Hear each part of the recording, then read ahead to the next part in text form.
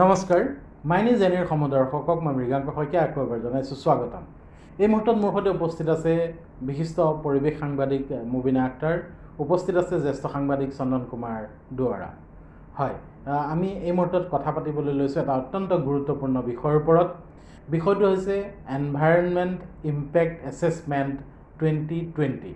হয়, পৰিৱেশৰ ওপৰত পৰিব পৰা প্ৰভাৱ সম্পৰ্কত ভাৰত চৰকাৰৰ আইন আছে, ভাৰত চৰকাৰৰ কিছু বিধি নিষেধ আছে, কিন্তু শেহতীয়াকৈ ভাৰত চৰকাৰে সেই 2006 চনৰ যিখন নীতি নিৰ্দেশনাৰ আধাৰত বিভিন্ন উদ্যোগ বা প্ৰকল্পৰ কাম কাজ দেশত চলি আহিছে, পৰিৱেশৰ নীতি তাত পালিত হৈছেনে নাই এই বিষয়ে যি নিয়ন্ত্ৰণৰ ব্যৱস্থা আছে, সেই ব্যৱস্থাৰ পৰিৱৰ্তে এক নতুন খচৰা প্ৰস্তুত কৰিছে, নতুন নিৰ্দেশনাৰ খচৰা প্ৰস্তুত কৰিছে আৰু তাকে লৈ সমগ্ৰ দেশজুৰি বিতৰ্কৰ সূত্ৰপাত ঘটিছে। কিয়নো এই যিখন নতুন নিৰ্দেশনা খচৰা প্ৰস্তুত কৰি উলিওৱা হৈছে, এই খচৰা দেখা গৈছে যে এয়া আচলতে পৰিৱেশ অনুকূল নহয়, হৈছেগৈ উদ্যোগ অনুকূল, হৈছেগৈ তথাকথিত বিকাশৰ অনুকূল। এই বিষয়ে প্ৰথমে মই চন্দন দুৱৰা আপোনাৰ ওচৰলৈ আহিছোঁ।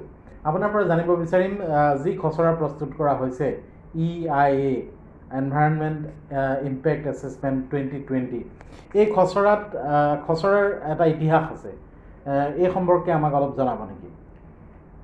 পৰিৱেশৰ সম্পৰ্কে আমাৰ ৰাষ্ট্ৰসংঘই যেতিয়া প্ৰথম উদ্যোগ লৈছিলে 1972 চনত, তেতিয়া ৰাষ্ট্ৰসংঘৰ উদ্যোগত যেতিয়া আমাৰ ষ্টকহোমত প্ৰথম পৰিৱেশ এখন আইন বনোৱা হ'ল, তেতিয়া ভাৰতো তাৰ মানে ছিগনেটৰী আছিলে, ভাৰতেও তাত সেইখনত মানি লৈছিল।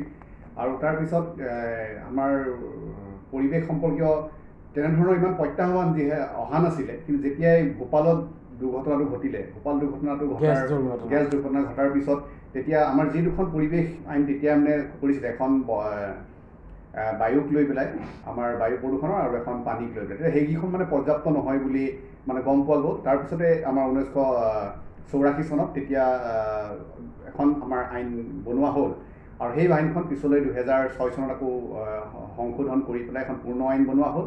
আৰু তেতিয়াই ঘৰুৱা আমাৰ যিবিলাক কাম কাজ, উন্নয়নমূলক কাম কাজ বা আমাৰ উদ্যোগ আদি স্থাপন কৰা হ'ব, তেতিয়া তাৰ আগতে আমি এখন পৰিৱেশৰ ওপৰত, আমাৰ মানুহৰ ওপৰত বা জনস্বাস্থ্যৰ ওপৰত কি প্ৰভাৱ পৰিব, তাৰ ইতিবাচক প্ৰভাৱ বা নেতিবাচক প্ৰভাৱ সকলো অধ্যয়ন কৰিব। আৰু সেইখন EIA report environment impact assessment আপুনি যিটো কৈছে, সেইখনত অনুমোদন দিব লাগিব, আৰু সেইখনৰ অনুমোদন আৰু পৰামৰ্শসমূহ তেওঁলোকে আগবঢ়াব, আৰু সেইমতে কাম কৰাৰ পিছতেই সেই প্ৰকল্পটো আৰম্ভ কৰিব পাৰিব।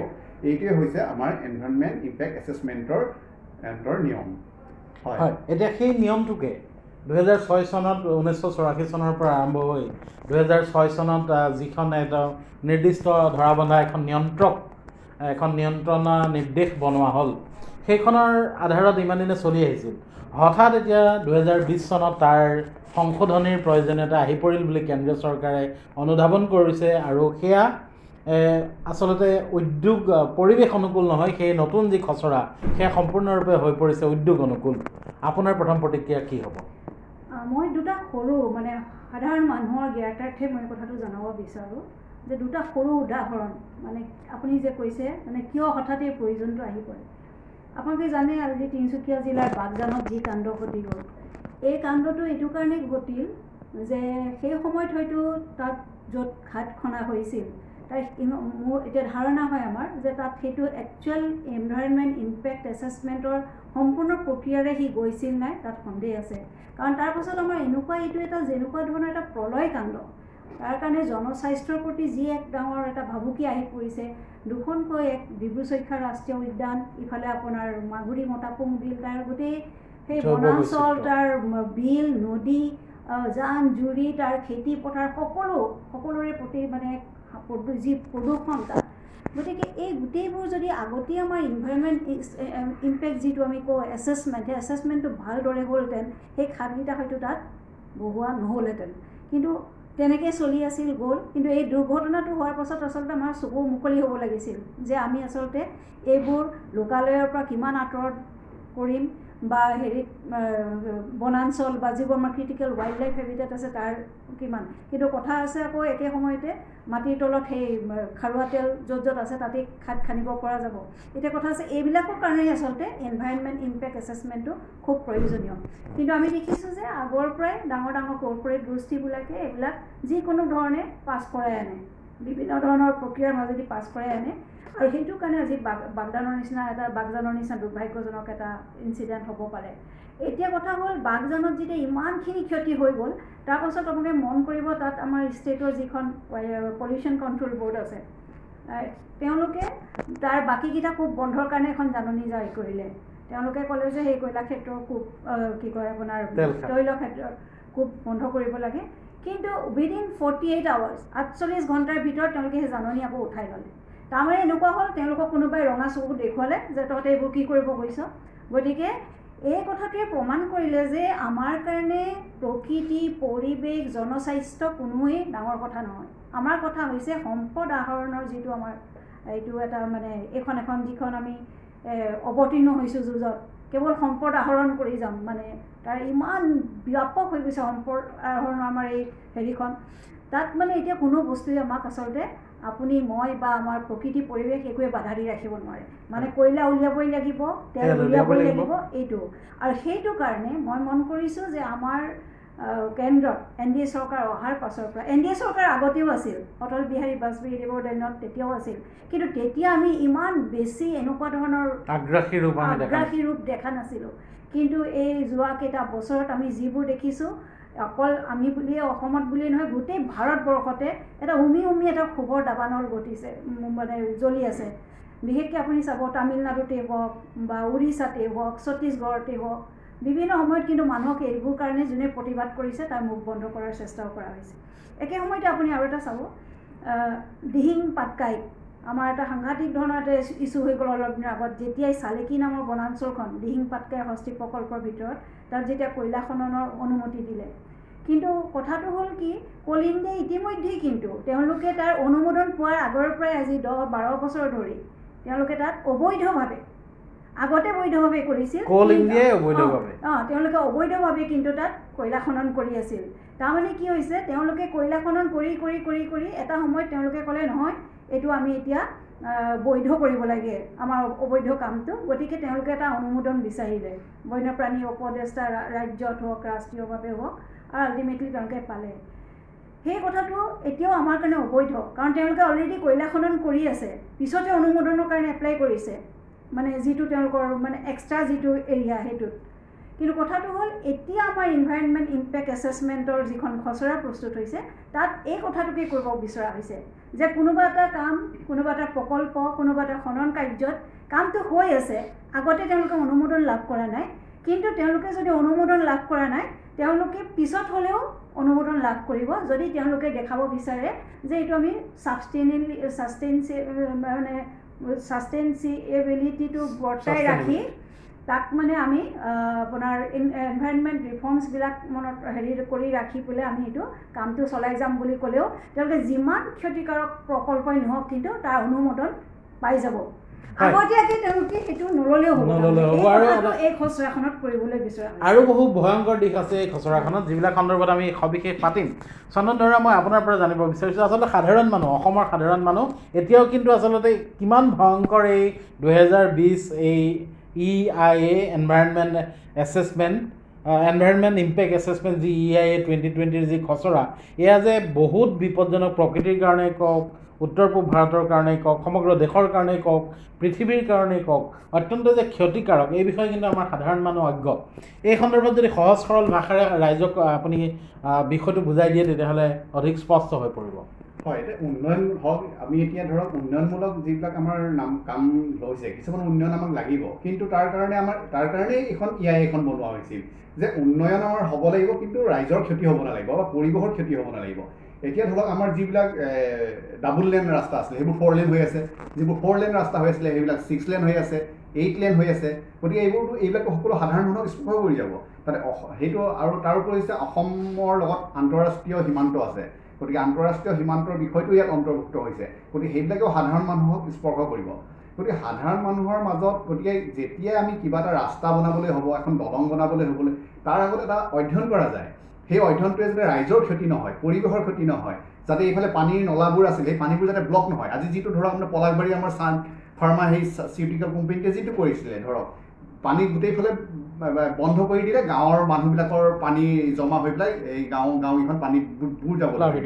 গতিকে তেনেধৰণে বিভিন্ন কথা হৈছে। আজি বাগজানত যিটো কাণ্ড হ'ল তাত এনভাইৰনমেণ্ট ইম্পেক্ট এছেছমেণ্টটো যিদৰে ভালদৰে যিবিলাক হয়তো পৰামৰ্শ দিছিলে সেইবিলাক হয়তো তেওঁলোকে পালন নকৰিলে। গতিকে এনেধৰণৰ ঘটনাবোৰ গোটেই অসমৰ মানুহক স্পৰ্শ কৰিব পাৰে।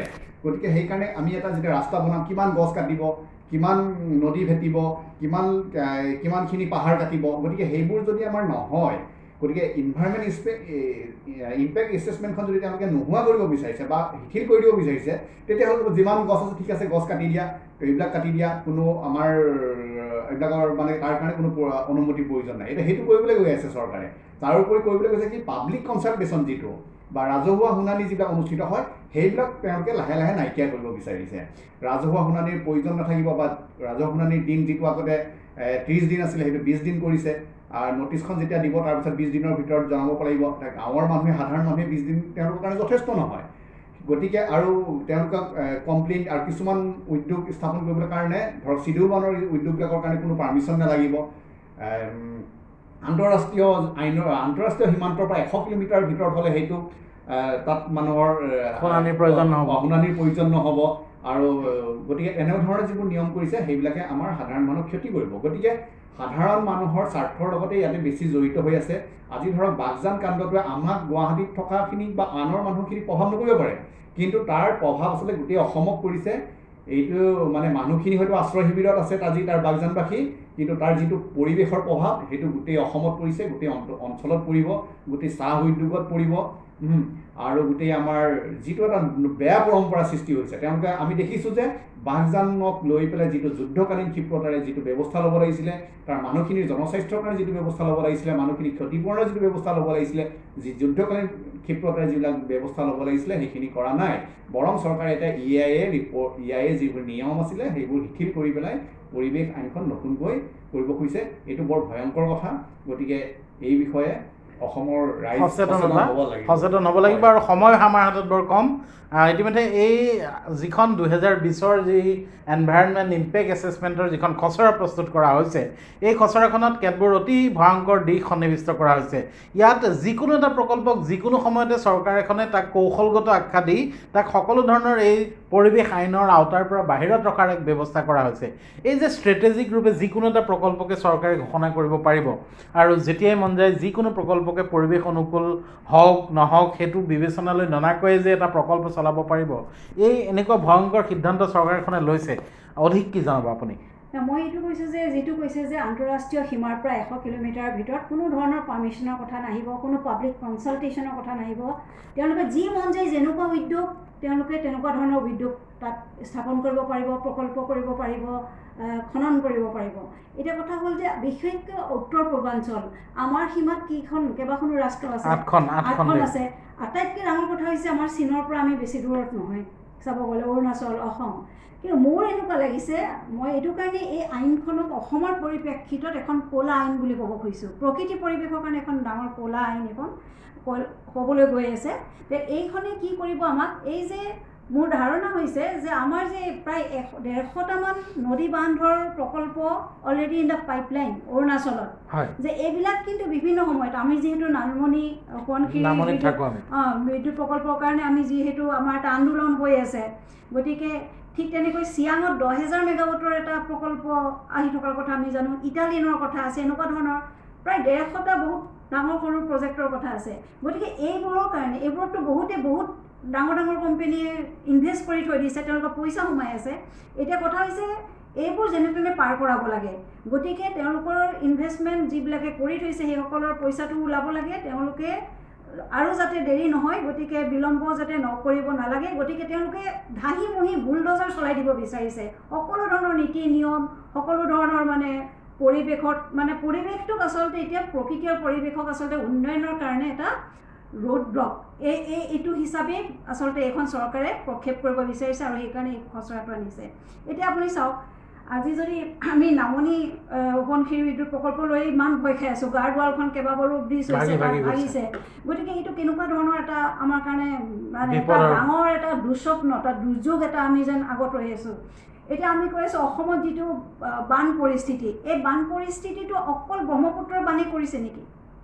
আপুনি যদি মন কৰে বান পৰিস্থিতিত ক'ত বেছি হৈছে আজি 2 বছৰ আগত মই দেখিছোঁ যে ৰঙা নদী প্ৰকল্পৰ যেতিয়া পানী এৰি দিছিল তেতিয়া লখিমপুৰত সাংঘাতিক বগলীজানত কি এক ধৰণৰ অৱস্থা হৈছিল আপোনাৰ যেতিয়া দৈয়াং প্ৰকল্পৰ পানী এৰি দিছিল গোলাঘাট নুমলীগড় মিঠাম চাপৰি এইবোৰ কেনেকুৱা বোকাখাত ৰাজচক্ৰ এইবিলাকৰ অন্তৰ্গত যিবোৰ ঠাইত কেনেকুৱা ধৰণৰ মানুহৰ বিলাই বিপত্তি হৈছিল মানুহ উটুৱাই লৈ গুচি গৈছিল একেধৰণে আমি দেখিছোঁ পুৰিচুৰ বান্ধৰ পৰা যেতিয়া পানী এৰা হৈছে তেতিয়া নামনি অসম এতিয়াতো একদম ৰঙিয়ালৈকে পাইছেহি গতিকে এইবোৰ আৰু বেছি হ'বলৈ গৈ আছে কিন্তু আমাৰ যাতে হাত ভৰি বন্ধা হয় আমি যাতে মুখেৰে মাতিব নোৱাৰোঁ আমি বানত কক বকাই থাকিলেও যাতে আমাৰ কোনো প্ৰতিবাদ হ'ব নোৱাৰে গতিকে এইখন আইন এইটো কাৰণে অনা হৈছে যাতে আমি একেবাৰে তেওঁলোকে আচলতে যিসকল কোম্পানী আচলতে এইখন কোম্পানী আৰু কৰ্পৰেটৰ তৰফদাৰী কৰা এখন আইন হ'বলৈ গৈ আছে আৰু অতি সংগোপনে যেতিয়া গোটেই ভাৰতবৰ্ষ এটা মহামাৰীৰ বিৰুদ্ধে ভাৰতবৰ্ষই যুঁজ কৰি আছে যিদিনা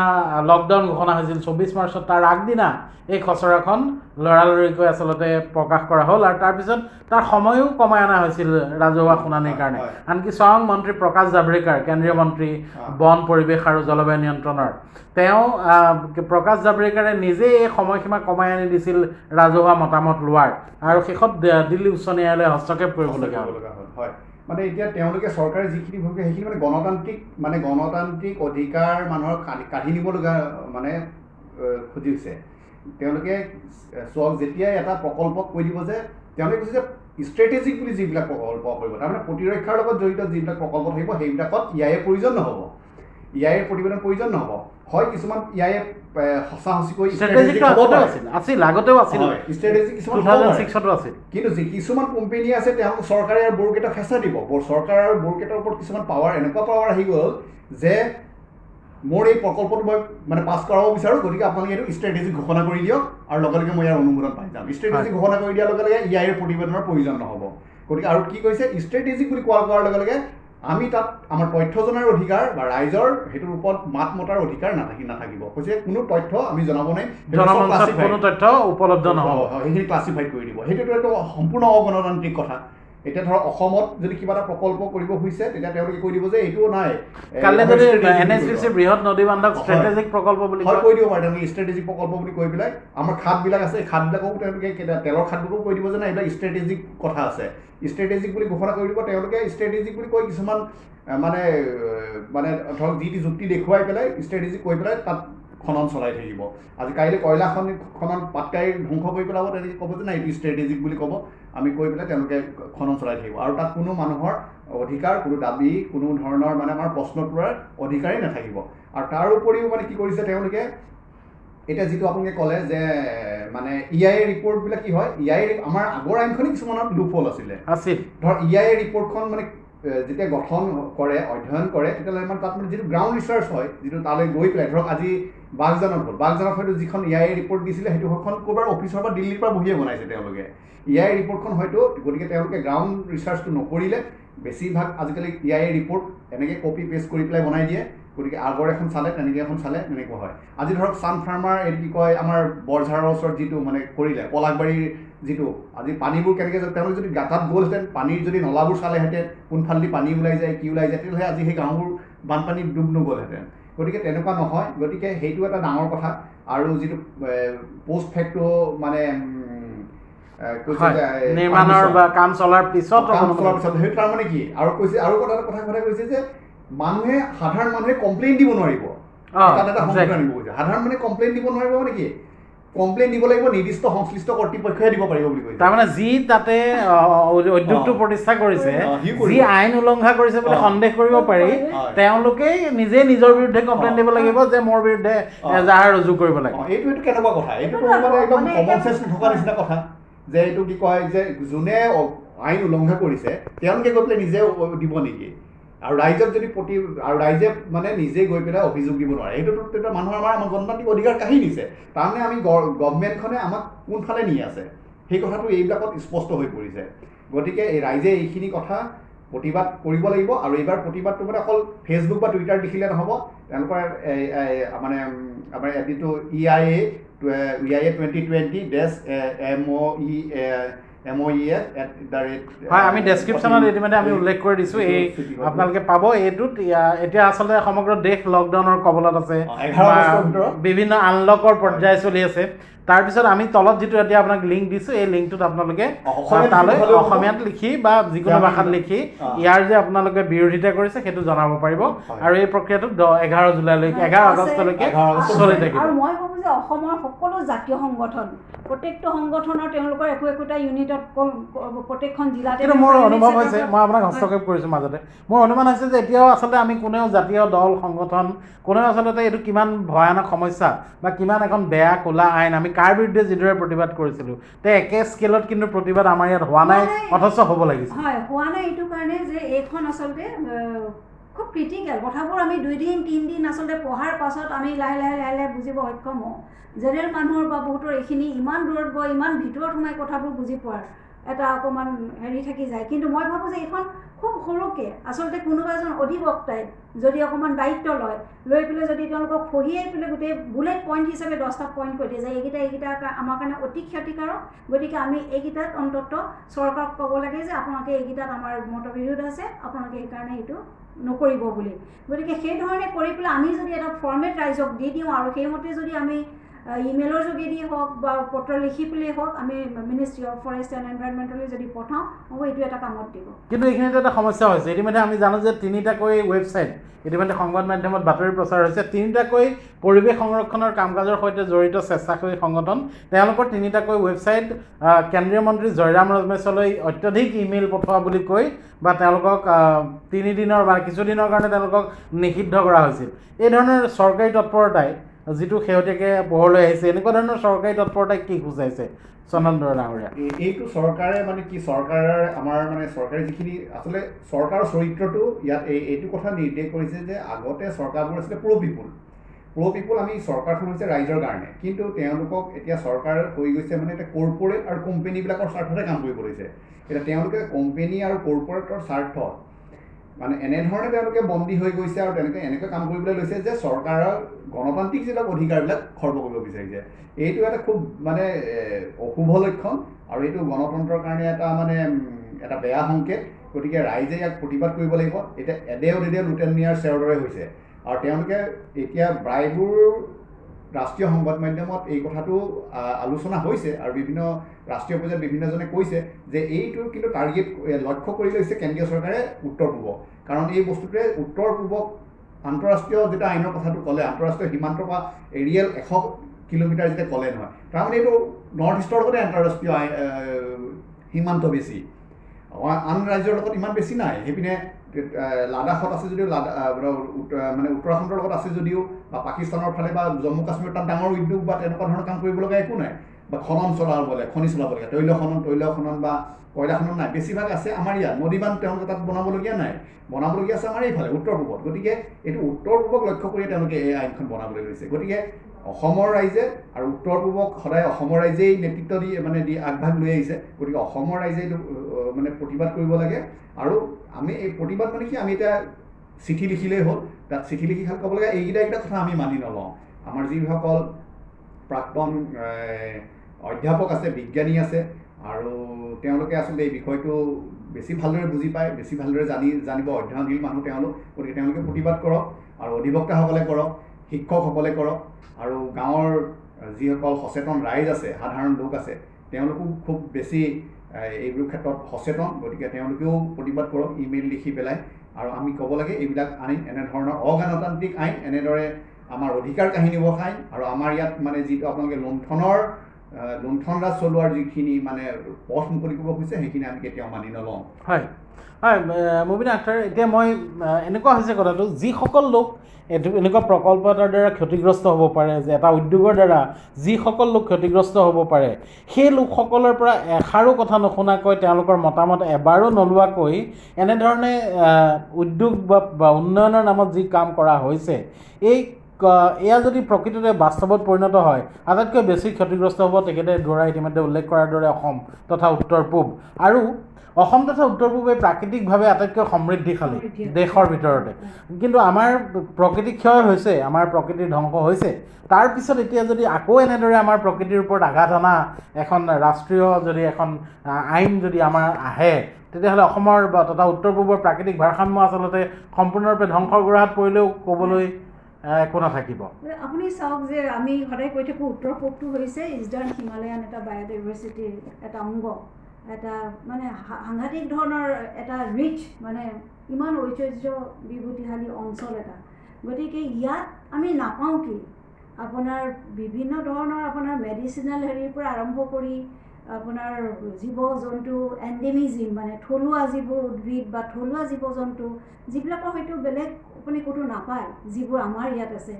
গতিকে ইয়াত আগৰে পৰা আপুনি মন কৰিব, ইয়াত সকলোৰে চকু এই উত্তৰ পূবত। আগতে আমাক কিন্তু এসময়ত সকলোৱে হাঁহিছিল জংগল বুলি অসমৰ ক্ষেত্ৰত, কিন্তু এতিয়া আপুনি চাব যে উত্তৰ পূবলৈকে সকলোৱে তাঁতবাতি কাঢ়ে। সি ফাৰ্মাচিউটিকেল কোম্পানীয়ে হওক, সি ৱাইল্ড লাইফ ৰিচাৰ্চাৰেই হওক, বায়'লজিষ্টেই হওক, বা বিভিন্ন ধৰণৰ ৰঙা চন্দনৰ ব্যৱসায়ীলৈকে সকলোৰে চকু উত্তৰ পূবত।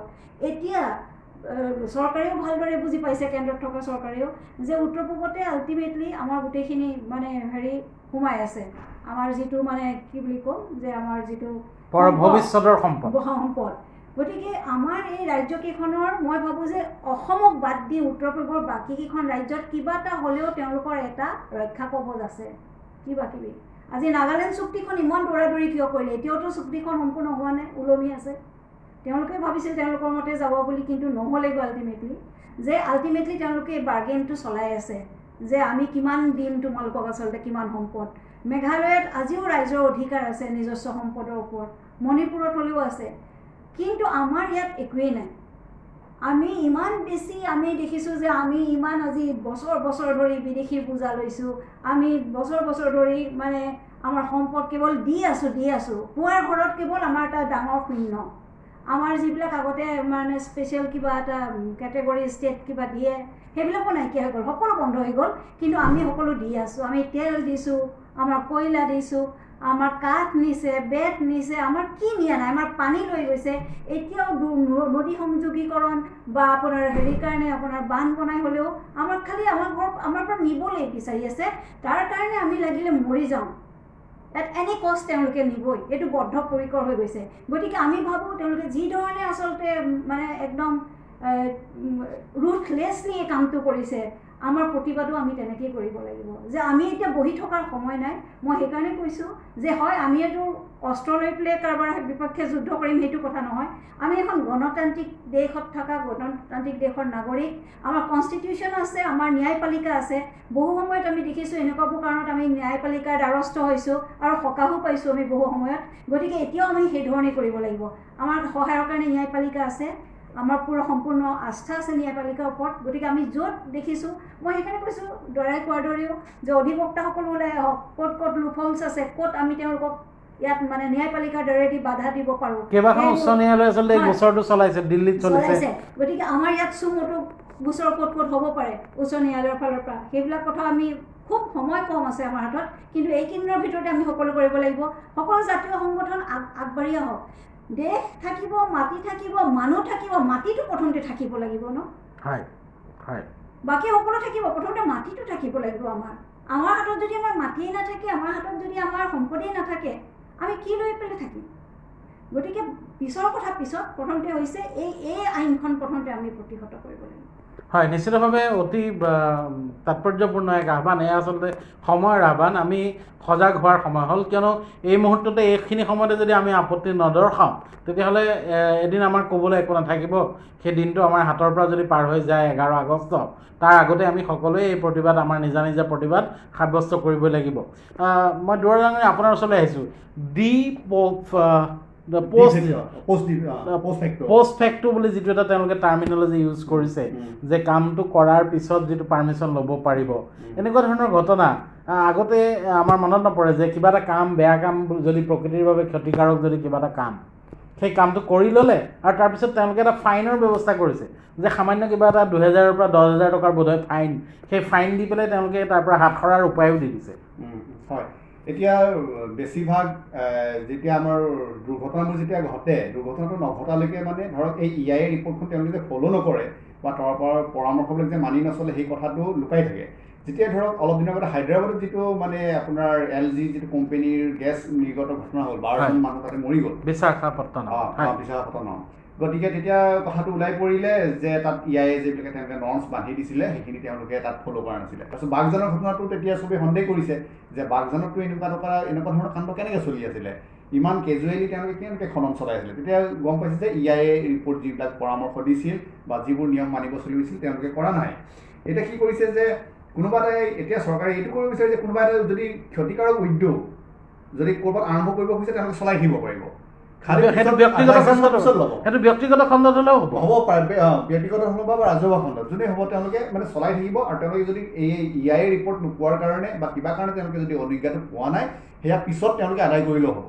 আৰু আদায় কৰা যদি অলৰেডি তেওঁলোকে কিবা ক্ষতি কৰিছে, পৰিৱেশত ক্ষতি কৰিছে বুলি প্ৰমাণিত হয় বা কিবা হয়, তেতিয়া তাৰ কাৰণে এটা ক্ষতিপূৰণ দিব 2000 বা 10,000 টকা।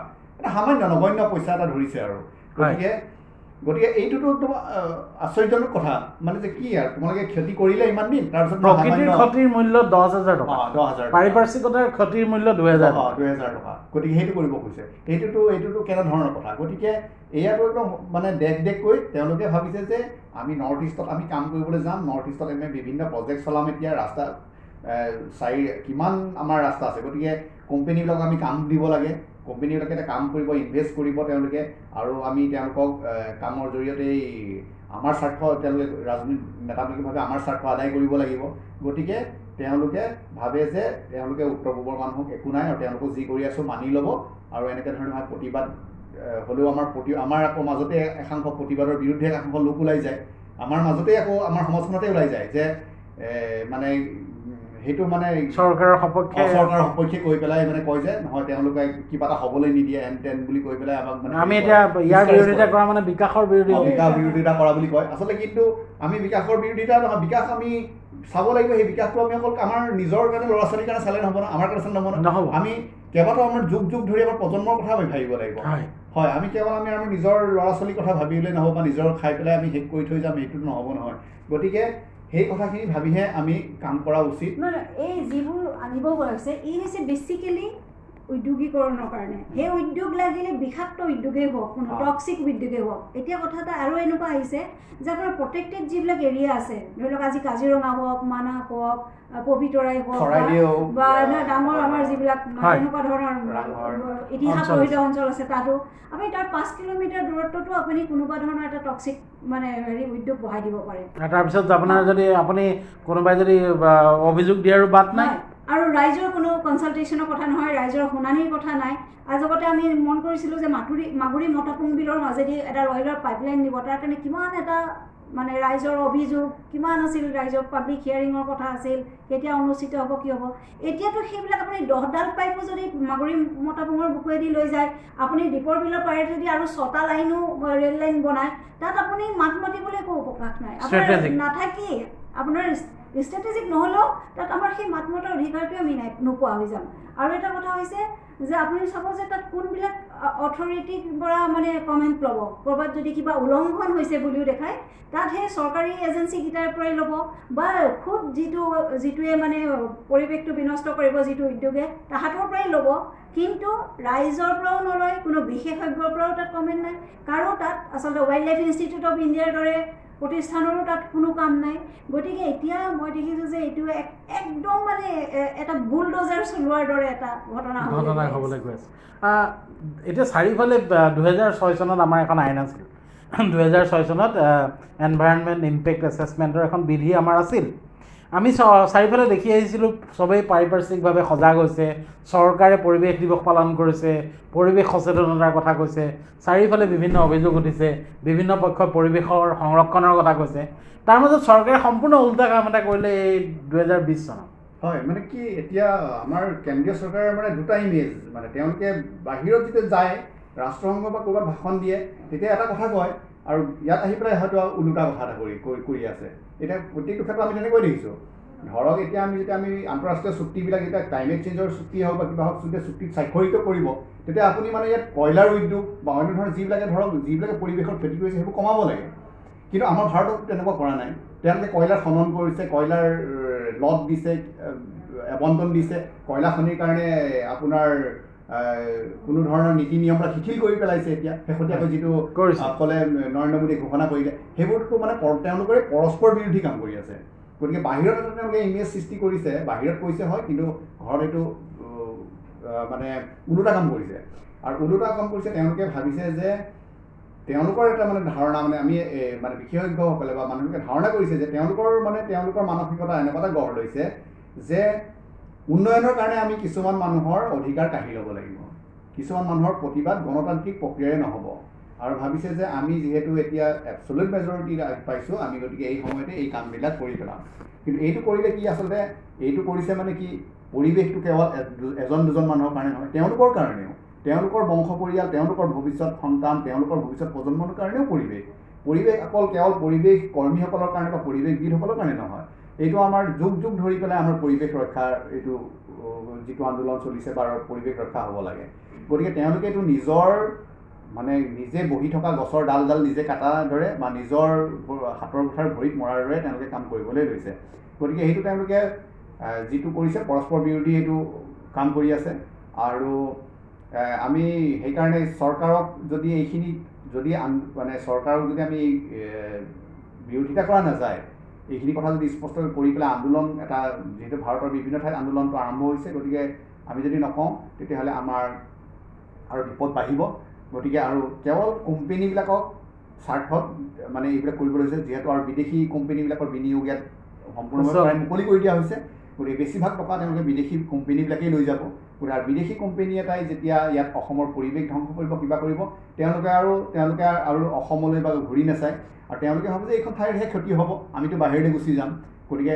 প্ৰত্যেকবোৰ কথাও তেনেকুৱা হৈ আছে এতিয়া অসমৰ বাহিৰৰ বেছিভাগ কোম্পানী আহিছে তেওঁলোকে অসমৰ পৰিৱেশৰ কথা ভবা নাই আমাৰ কথা ভবা নাই তেওঁলোকে ভাবিছে যে আমি যেনে তেনে এইখিনি পৰিৱেশ ধ্বংস কৰি হ'লেও আমি এইখিনি কাম কৰিব লাগিব তাৰপিছত আমি এই পইচাখিনি ল'ব লাগে আৰু আমাৰ কামখিনি আদায় কৰি লৈ পেলাই গুচি যাম এইখিনিতে এটা কথা মনত পৰিছে আপোনাক সকলোৰে নিশ্চয় মনত আছে আমাৰ টিভিবিলাকত মাজতে এটা বিজ্ঞাপন আহিছিল গেবন বুলি আফ্ৰিকাৰ এখন দেশ তাত তেওঁলোকৰ এডভাৰটাইজটো আমাৰ লোকেল চেনেলবিলাকতো বাঢ়িছিল তেওঁলোকে কৈছিল আহক আমাৰ ইয়াত ইনভেষ্ট কৰক আমি সকলো ফ্ৰী দিম আপোনালোকক আপোনাক ইজ অফ ডুইং বিজনেছ গতিকে তেওঁলোকৰ তাত এনেকুৱা মানে সব খুলি দিয়া হৈছিল আপুনি গৈ তাত কাঠৰ কোব বহাব পাৰে আপুনি যি মন যায় তাকে কৰিব পাৰে আপুনি তাত ডেম বনাব পাৰে কয়লা খনন কৰিব পাৰে বা তেনেকুৱা ধৰণৰ বিভিন্ন দ্ৰব্য এতিয়া কথাটো হ'ল যে গেবনখন যদি আপুনি চায় সেই গেবনতে কিন্তু প্ৰথম ইবলাৰ আৰম্ভণি তাৰমানে কি হ'ল যেতিয়া এই জংঘলবোৰ কাটি পেলোৱা হ'ল গোটেই সেই জংঘলৰ লগত আমাৰ যেতিয়া ইণ্টাৰেকশ্যনটো জংঘলৰ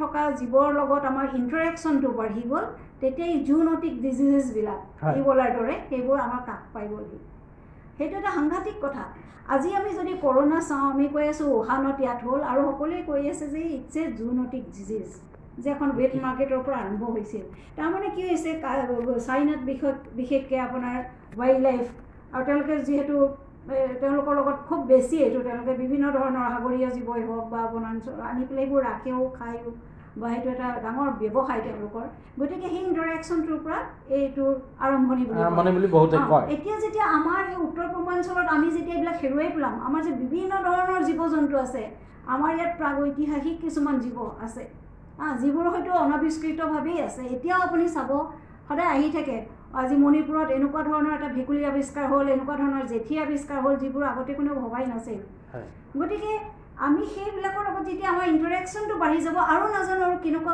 ডাঙৰ মহামাৰীৰ আমি মুখামুখি হ'বলৈ বাকী আছে গতিকে সেইটো এটা সাংঘাতিক ডাঙৰ আমাৰ কাৰণে আমি এতিয়া এইটো হয়তো ভাবিম যে এনেকুৱা যে কি ধৰণৰ কথা এইবিলাক আৰু কেতিয়া হ'ব কিন্তু আমি কৰোণাটো কোনেও তেনেকুৱা ধৰণে ভবা নাছিলোঁ আমি কেতিয়াও ভবা নাছিলোঁ যে আমি 6-7 দিন এনেকৈ লকডাউন হৈ পেলাই ঘৰৰ ভিতৰত থাকিম বুলি গতিকে এনিথিং ইজ পচিবল এইবোৰ কথা আছে আৰু এটা কথা মই ক'ব খোজোঁ মই অসমৰ চৰকাৰখনক উত্তৰ পূৰ্বৰ চৰকাৰসমূহক মই আবেদন জনাব বিচাৰোঁ যে আমাৰ কাৰণে আমাৰ ভৱিষ্যতৰ কাৰণে উত্তৰ পূৰ্বৰ প্ৰেক্ষাপটটো আৰু বিশেষকৈ পৰিৱেশ আৰু প্ৰাকৃতিকভাৱে বহুত ডিফাৰেণ্ট বহুত বেলেগ ৰাজ্যতকৈ বহুত বেলেগ গতিকে আমাৰ কাৰণে আমি নিজেই মাতিব লাগিব আমাৰ চৰকাৰখনে মই ভাবোঁ যে আমাৰ মাননীয় মুখ্যমন্ত্ৰী মহোদয়ে যদি চৰকাৰক এইটো বিষয়ে অকণমান লিখে যে নহয় এইখিনি বস্তু আমাৰ ইয়াত দিলে আমাৰ কিন্তু পিছলৈ অৱস্থা বেয়া হ'ব as a part of date সেইখন চেণ্ট্ৰেল গভৰ্ণমেণ্টৰে একেটা দলৰে চৰকাৰ গতিকে ডেফিনেটলি তেওঁলোকে নিজৰ ভিতৰতো কৰিব পাৰে এইটো নহয় যে নহয় তেওঁলোকে কৰিব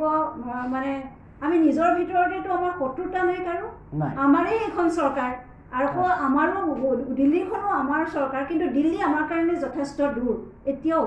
গতিকে মই ভাবোঁ যে আমাৰ অন্ততঃ দিছপুৰত থকা চৰকাৰখনে আমাৰ কথাখিনি শুনি আমাক ৰিপ্ৰেজেণ্ট কৰি আৰু অন্যান্য বাকীকেইখন উত্তৰ পূবৰ ৰাজ্যৰ লগত ৰিপ্ৰেজেণ্ট কৰি এইখিনি কথা চৰকাৰক দিল্লীত কওক। আৰু এটা কথা এইটো যে আমি হৈছোঁ খুব প্ৰকৃতিৰ লগত, আমাৰ ইকনমিটো তেনেকুৱা, আমাৰ গোটেই অৰ্থনৈতিক পৰিকাঠামোটো আপুনি যদি চাই কৃষি, জল ব্যৱস্থাপনা, মীন পালন এনেকুৱা ধৰণৰ যিবোৰ অতি প্ৰাকৃতিক। গতিকে সেইটো আমি অকল উদ্যোগ নিৰ্ভৰশীল অৰ্থনীতি এটা আমি কেতিয়াও হ'ব নোৱাৰোঁ। সেইটো কাৰণে তেনেকুৱা হ'বলৈ গ'লে আমাৰ ভৱিষ্যত আমি নিজে তেওঁ কোৱাৰ দৰে আমাৰ নিজৰ ভৰিত নিজে কোঠাৰ মাৰি লোৱা হ'ব। হয়, নিশ্চিতভাৱে মুবিনা আখতাৰে যিটো আহ্বান জনাইছে, অসমৰ চৰকাৰখনে এই মুহূৰ্তত অসমীয়া তথা উত্তৰ পূবৰ প্ৰাকৃতিক সৌন্দৰ্য, প্ৰকৃতি এইবিলাকৰ কথা অনুধাৱন কৰি অসমবাসীৰ কথা ভাবি, কাৰণ যিকোনো এটা ক্ষতিকাৰক উদ্যোগে মাতি অনা বিভীষিকা নিশ্চয়কৈ সৰ্বানন্দ সোণোৱাল চৰকাৰখনে নিবিচাৰে। প্ৰকৃতিৰ অনুকূলে, পৰিৱেশৰ অনুকূলে কোনো ঘটনা, কোনো কাম আমাক নালাগে, তেনেকুৱা বিকাশ আমি নিবিচাৰোঁ। সেই কথাটো অন্ততঃ কেন্দ্ৰৰ মোদী চৰকাৰখনক, কেন্দ্ৰীয় চৰকাৰখনক তেওঁলোকে বুজোৱাৰ প্ৰয়োজনীয়তা আছে, কিন্তু সদায় তাৰ বিপৰীত হয়। আমি দেখি আহিছোঁ যে আমাৰ চৰকাৰখনে আমাৰ হৈ দিল্লীত মাত মতা সঠিক সময়ত সঠিকভাৱে আমি দেখা নাই। কা আন্দোলনৰ সময়তো আমি দেখিছিলোঁ। কিন্তু আমি যে প্ৰতিবাদ ঠিকেই কৰোঁ, এতিয়াও এইটো এটা বিষয় যিটোত আমি সকলোৱে একেমুখে প্ৰতিবাদ কৰা উচিত, সকলো ওলাই অহা উচিত। কিন্তু এই প্ৰতিবাদবিলাকে ফল নধৰা এটা পৰিৱেশৰ সৃষ্টি হৈছে সমগ্ৰ দেশত। প্ৰতিবাদে ফল নধৰাৰ এই দৃশ্যপটত, এই প্ৰেক্ষাপটত আপুনি কি ভাবে যে এই ৰাইজে যে এনেকৈ বিপুল হাৰত, ব্যাপক হাৰত দাবী জনাইছে দেশৰ বিভিন্ন প্ৰান্তৰ পৰা, অসম বা উত্তৰ পূবৰ পৰা কম হ'লেও, এই যি এনভাইৰনমেণ্ট ইম্পেক্ট এছেছমেণ্ট 2020 ড্ৰাফ্টৰ ক্ষেত্ৰত এই প্ৰতিবাদ ৰজিবনে? চৰকাৰে মানে তেওঁলোকে যিটো মানে কেন্দ্ৰীয় চৰকাৰখনৰ এইখন চৰকাৰৰ এটা ভাবে তেওঁলোকে যিটো মানে লৈছে, ধৰক তেওঁলোকে ধৰক নেহেৰুৰ দিনত আমাৰ যিটো আৰম্ভ হৈছিল, ধৰক আমাৰ যিটো আমাৰ অনৈক্যৰ মাজত ঐক্য, সেইটো ইউনিটি ইন ডাইভাৰ্চিটি, হয়, ইউনিটি ইন ডাইভাৰ্চিটি, তেওঁলোকে মানে সেইটোত বিশ্বাস নকৰে।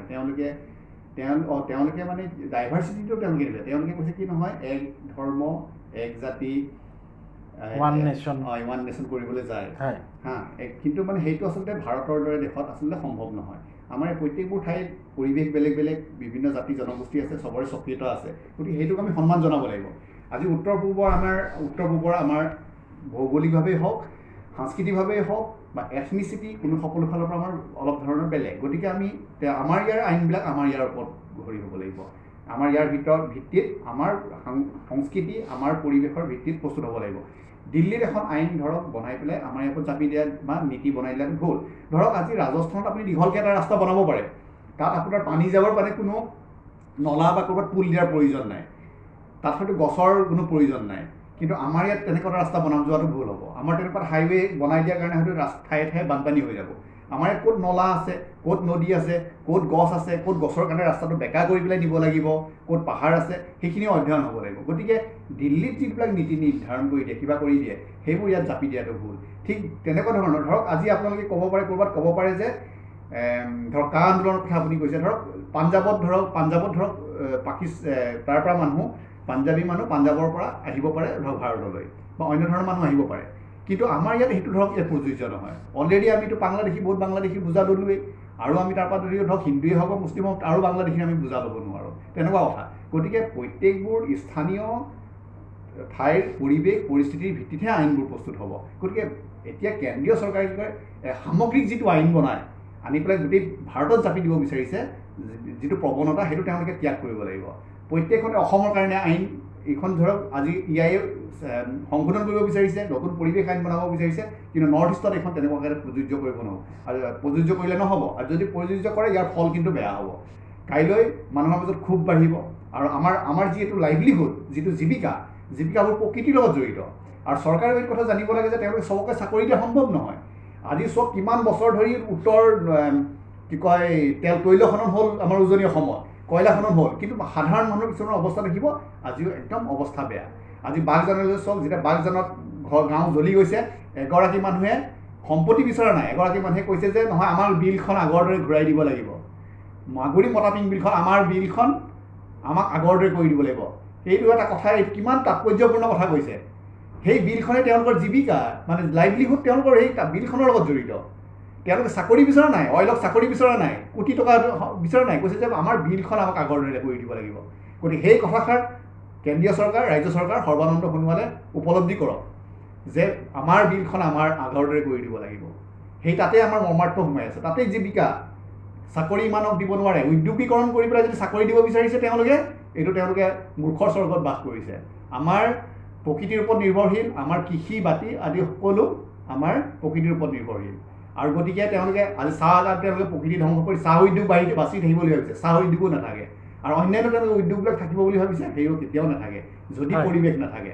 আজি উজনি অসমত ধৰক যিখিনি বায়ু প্ৰদূষণ হ'ল, সেই বায়ু প্ৰদূষণৰ প্ৰভাৱ চাহ উদ্যোগত, চাহ গছৰ উৎপাদনতো পৰিব। গতিকে এইবোৰ কথা চৰকাৰে ভাবি চাওক। গতিকে সেইকাৰণে EIA ৰিপৰ্টটো প্ৰয়োজন, আৰু এনভাইৰমেণ্টেল ইম্পেক্ট এছেছমেণ্ট সঠিকভাৱে আমাৰ হোৱাটো প্ৰয়োজন। এইখন কেতিয়াও ডাইলুট কৰিব নালাগে। আৰু পৰিৱেশ আইন যি সময়ত অতি কঠোৰ আৰু অধিক কঠিন হোৱাৰ প্ৰয়োজন হৈ আছিলে, যি সময়ত আমি এটা প্লাষ্টিক সভ্যতা হ'বলৈ গৈ আছোঁ, বা প্লাষ্টিক সভ্যতাৰ ওপৰত প্লাষ্টিকে আমাৰ সভ্যতা গ্ৰাস কৰিবলৈ গৈ আছে, সেই সময়ত আকৌ পৰিৱেশ আইন যদি শিথিল কৰি দিবলৈ খুজিছে, এইটো এটা বৰ ভয়ংকৰ কথা। সেইখিনি কথা কিন্তু আমি উত্তৰ পূববাসীয়ে, আমি অসমৰ মানুহে মানি লোৱা অনুচিত। আমি ব্ৰহ্মপুত্ৰ গংগা হ'ব দিব নোৱাৰোঁ। মই এইটো কোনো আধ্যাত্মিক হেৰি কোৱা নাই, মই কৈছোঁ যে এই পৰিৱেশৰ স্বাৰ্থত। আজি গংগা পৃথিৱীৰ ভিতৰত এখন আটাইতকৈ প্ৰদূষিত নদী। এতিয়া মাত্ৰ লকডাউন হওঁতে অলপমান পৰিষ্কাৰ হৈ পৰিছে। তাৰ বাহিৰে পৃথিৱীৰ এখন অন্যতম যদি প্ৰদূষিত নদী 10খন ধৰে, তাৰ ভিতৰত গংগা। গতিকে আমি ব্ৰহ্মপুত্ৰ গংগা আমি হ'ব দিব নোৱাৰোঁ। গতিকে প্ৰদূষণ আমি গতিকে সেইটো যাতে নহয়, আমাৰ বিলবোৰ যাতে প্ৰদূষিত নহয়, আমাৰ প্লাষ্টিকে যাতে আমাৰ সভ্যতা আমাক যদি গ্ৰাস কৰিব আমি বাধা দিওঁ, গতিকে তাৰ কাৰণে আমাক আমি প্ৰতিবাদ কৰিব লাগিব, কেৱল প্ৰকৃতিৰ স্বাৰ্থতে নহয়, মানুহৰ স্বাৰ্থত। ইতিমধ্যে মুবিনা আখতাৰে বাৰেপতি কৈছে যে ই আমাৰ মানুহৰ বাবে, আমাৰ মানুহৰ জীৱন জীৱিকা আৰু ভৱিষ্যতৰ বাবে, ভৱিষ্যত প্ৰজন্মৰ বাবে ভাবুকি স্বৰূপ। শেষত আমাৰ অনুষ্ঠান সামৰিব হৈছে। মুবিনা আখতাৰ, আপোনাৰ শেষ কমেণ্ট কি হ'ব? তেখেতে যিটো কথা কৈছে যে এই বাগজানৰ মানুহগৰাকী, মই যেতিয়া এই কথাটো শুনো সঁচাকৈ ভাবিব নোৱাৰোঁ। খুব দুখ লগা কথা যে বিলখন আমাক ঘূৰাই লাগে, আগতে যেনেকৈ আছিল বিলখন তেনেকৈ। চ' আমাৰ পুৰণি আমাৰ প্ৰকৃতি, যি ধৰণৰ আমাৰ প্ৰাকৃতিক পৰিৱেশ, সেই পৰিৱেশ এনেদৰেই থাকিব লাগে। এনেদৰেই উন্নয়ন হ'ব লাগিব, উন্নয়ন প্ৰকৃতিৰ লগত একেলগে যাব লাগিব। এইটো নহয় যে আমি উন্নয়নৰ কাৰণে আমাৰ প্ৰকৃতিক সম্পূৰ্ণৰূপে বিসৰ্জন দিম।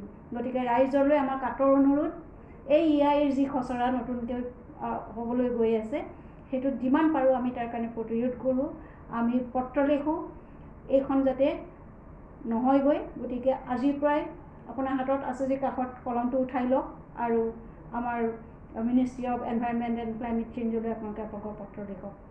হয়, আচলতে আৱেগক বাধা দি ৰাখিব পৰা নাই মুবিনা আখতাৰে। আমি দেখিছোঁ যে প্ৰকৃতিৰ সৈতে ঘনিষ্ঠভাৱে লাগি থকা, প্ৰকৃতিৰ সৈতে কাম কৰা, প্ৰকৃতিৰ বাবে কাম কৰি থকা কোনো মানুহে এইখন বিল এনেদৰে এইটো ৰূপত কোনেও গ্ৰহণ কৰিব নোৱাৰে।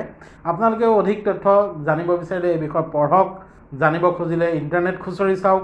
সঁচাকৈ এক ভয়ংকৰ, নোহোৱা নোপোজা এখন আচলতে আইন বলবৎ কৰিবলৈ লৈছে, যি আইন আচলতে অসমত কাতকৈ ভয়ংকৰ হ'ব, বা চিটিজেনশ্বিপ এমেণ্ডমেণ্ট এক্টতকৈ ভয়ংকৰ হ'ব।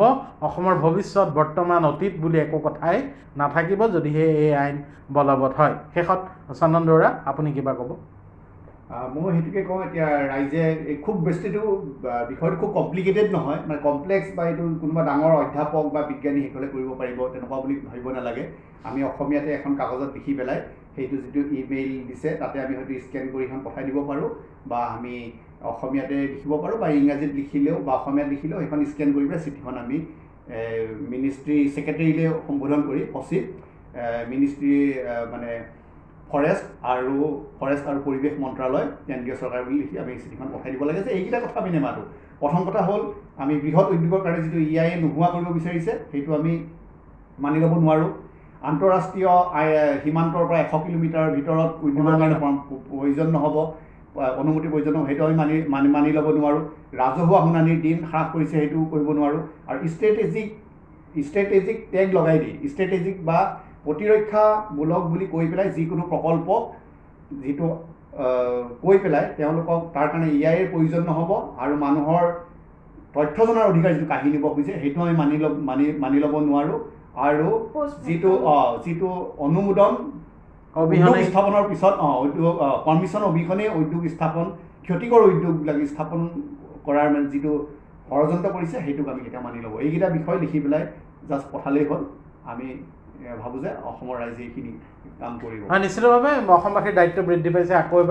অসমবাসী আকৌ এবাৰ প্ৰতিবাদ কৰিবলগীয়া হৈছে, কিন্তু সেই প্ৰতিবাদ বিভিন্ন উপায়েৰে হ'ব পাৰে। তাৰ ভিতৰত এইটো অন্যতম যে অনলাইন উপায়েৰে অনলাইনত ইণ্টাৰনেটত হওক বা চিঠি এখন ইমেইল যোগে হওক বা চিঠিৰ ৰূপত হওক সেয়া আপোনালোকে সংশ্লিষ্ট মন্ত্ৰালয়লৈ প্ৰেৰণ কৰক আৰু EIA এনভাইৰনমেণ্ট ইম্পেক্ট এছেছমেণ্ট 2020ৰ যি খচৰা এই খচৰা বাতিল কৰিবলৈ কেন্দ্ৰীয় চৰকাৰক বাধ্য কৰক। ধন্যবাদ জনাইছোঁ মুবিনা আখতাৰ আমাৰ অনুষ্ঠানত অংশগ্ৰহণ কৰাৰ কাৰণে। চন্দন দুৱৰা আপোনাকো ধন্যবাদ এইখিনি সময় আমাক দিলে। চাই থাকিব মাই নিউজ এনি আৰু লাইক আৰু ফ'ল' কৰিব আমাৰ ফেচবুক পেজ, ভিজিট কৰিব আমাৰ ৱেবছাইট, ছাবস্ক্ৰাইব কৰিব আমাৰ ইউটিউব চেনেল। ধন্যবাদ।